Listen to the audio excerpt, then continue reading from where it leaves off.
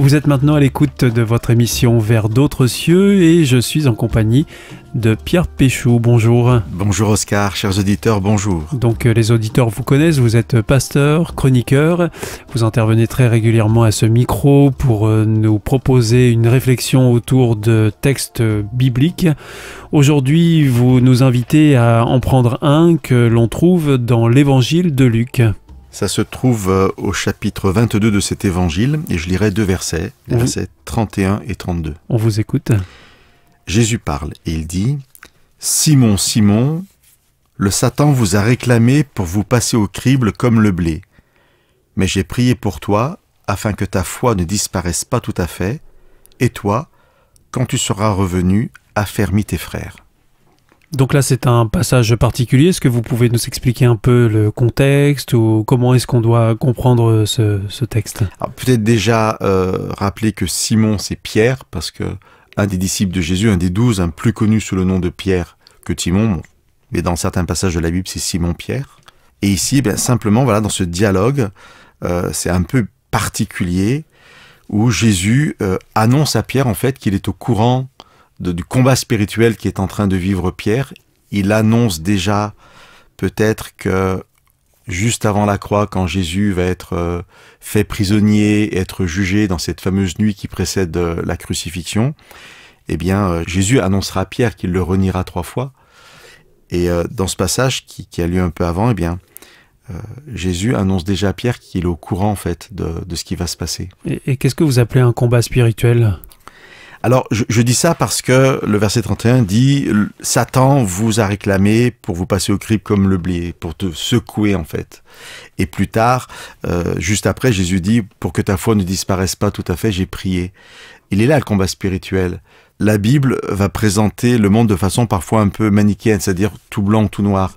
Il y a un combat spirituel qui existe entre Dieu, qui représente le bien, qui représente tout ce qui est positif, et puis Satan, qui n'est pas le dieu du mal, comme parfois on aurait tendance à le croire, mais la Bible le présente comme un ange déchu, qui en fait combat Dieu en disant que lui serait capable de mieux faire en fait. Et il propose en fait un autre chemin, mais qui est qui représente aussi les ténèbres, le mal, la mort, la destruction.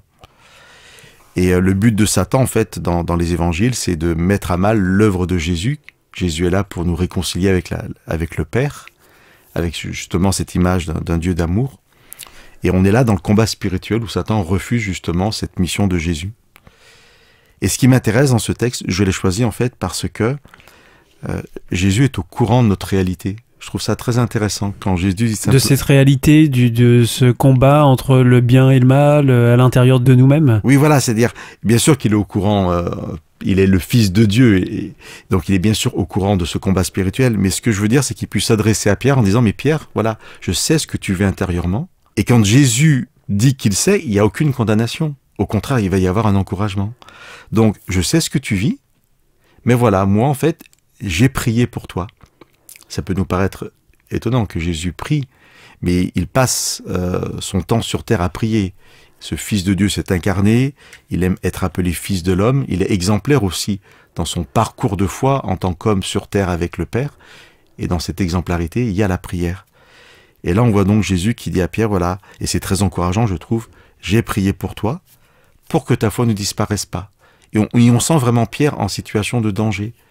Et je répète, il n'y a aucun reproche de la part de Jésus, et même plus que ça, il lui dit ensuite, « Quand tu seras revenu, affermis tes frères. » C'est pas vraiment une promesse, mais en même temps, on peut entendre ce futur comme une promesse parce que... C'est comme une assurance, quelque part. Oui, parce qu'il n'y a pas de conditionnel, c'est pas « et si tu reviens » ou « quand tu serais revenu », si jamais ça arrive. Non, quand tu seras revenu, parce que moi j'ai confiance, j'ai prié pour toi, et même si tu passes des moments difficiles, et même si tu me renieras, là je rajoute ça au texte, même si, quand tu m'auras renié, tu pourras revenir, et affermis tes frères, c'est la fin de la parole de Jésus à Pierre, ça veut dire que tu retrouveras ton...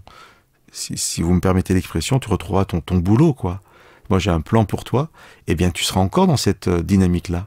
Et je pense que pour chacun d'entre nous, ce passage est intéressant. Souvent, on aborde la prière comme étant moi qui prie Dieu. Et là, la prière, eh bien, c'est Jésus, Fils de Dieu, Jésus Dieu, qui prie pour nous. Qui prie son Père aussi. Qui prie son Père aussi. C'est-à-dire ils sont dans un commun accord pour agir ensemble dans la même vision pour Pierre ou pour moi. Et je trouve très encourageant de me dire, voilà, je peux passer par des moments difficiles, mais je sais que j'ai un Dieu qui prend soin de moi, qui prie, qui s'intéresse à moi, et j'ai toujours la possibilité de revenir, je ne suis pas abandonné. Et quand je reviens, eh bien, il y a déjà un plan qui est prévu pour moi. Ce que la Bible dira dans un autre passage, un avenir, une espérance. Que ce soit vraiment une promesse, en fait, faite à chacun d'entre nous, que nous pouvons être sûrs que Jésus s'occupe de nous et que nous pouvons revenir à lui dès que nous le voulons.